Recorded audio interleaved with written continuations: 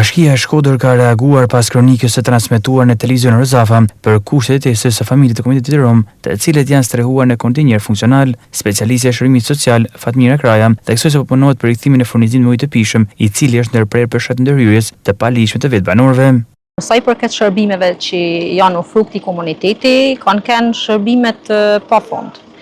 Kanë kanë mbështetje me pak ushqimore, ka kanë mbështetja me ilaçe, ka kanë mbështetja me veshmafje, po ashtu dhe ka kanë edhe me mjetet, më thonë, të ndryshme nga ana e familjeve sipas kërkesave që ato kanë pas nevojë, si mobilimin, si çdo gjatë përfshirje të nevojave të tyre. Për sa i përket ujit të pijshëm, këtu realisht është një zonë informale ku uji faktikisht duash në shpim.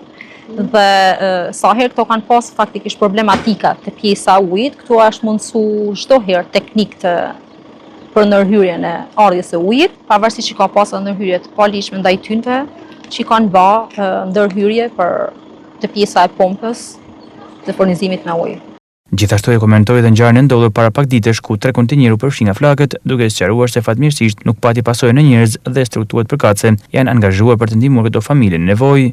Familjet janë sistemu, deri në moment të dytë, janë sistemu që momentin që ka ndodhur zjarri, janë bërë sistemin të menjëhershëm.